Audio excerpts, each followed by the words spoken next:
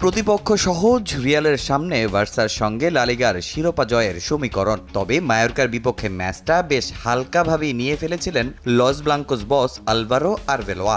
ম্যাচে দিলেন সেটার বড়সড় খেসারত। মায়োর্কার ঘরের মাঠ সন মোয়েক্স স্টেডিয়ামে এদিন শুরু থেকেই কোণঠাসা রিয়াল। আগামী সপ্তাহে বায়ার্ন মিউনিখের বিপক্ষে চ্যাম্পিয়ন্স লিগ কোয়ার্টার ফাইনাল থাকায় জুড বেলিংহাম ও ভিনিসিয়াস জুনিয়রকে বেঞ্চে রেখে একাদশ সাজান আরবেলোয়া। মাঝমাঠে কামাবিঙ্গা ও চুয়ামিনির সমন্বয়হীনতার সুযোগ নেয় মায়োর্কা। ৪১ মিনিটে মানু মোরালেনেসের নিখুঁত শট, বল জালে জড়ালে স্তব্ধ হয়ে যায় রিয়ালের ডাগআউট। ১-০তে পিছিয়ে বিরতিতে যায় রিয়াল মাদ্রিদ। দ্বিতীয়ার্ধের ৬০ মিনিটে বাধ্য হয়ে মাঠে নামানো হয় দলের দুই প্রাণভোমরাকে। বেলিংহাম মাঠে আসার পর রিয়ালের আক্রমণের ধার বাড়ে। ৮৪% বল পজিশন ধরে রেখে একের পর এক আক্রমণ চালায় লস ব্লাঙ্কোস। ম্যাচের ৮৮ মিনিটে আসে সেই কাঙ্ক্ষিত মুহূর্ত। দুর্দান্ত এক হেডে গোল করেন মিলিতাও।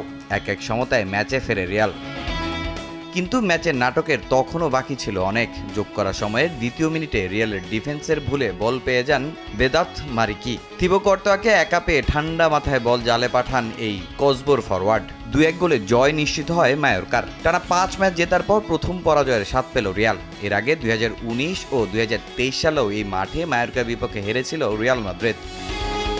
ম্যাচের পরিসংখ্যানে রিয়াল মাদ্রিদ এগিয়ে থাকলেও কাজের কাজটি করেছে মায়োর্কা। রিয়ালের ২০ অন টার্গেট শটের বিপরীতে মায়োর্কার গোলমুখে শট ছিল মাত্র ৪টি। এ হারের ফলে ৩০ ম্যাচে ৬৯ পয়েন্ট নিয়ে দ্বিতীয় স্থানে রইল রিয়াল। তবে লিগ টেবিলের সমীকরণ এখন রিয়ালের জন্য অনেকটাই কঠিন। ঘরের লিগের এই ব্যর্থতা বলে এখন রিয়ালের নজর ইউরোপের শ্রেষ্ঠত্বের মঞ্চে। বায়ার্নের বিপক্ষে মাঠে নামার আগে এই পরাজয় কি রিয়ালের মনোবলে চির ধরাবে নাকি ঘুরে দাঁড়ানোর রসদ যোগাবে, সেটাই এখন দেখার বিষয়। তামিম হোসেন, সময় সংবাদ।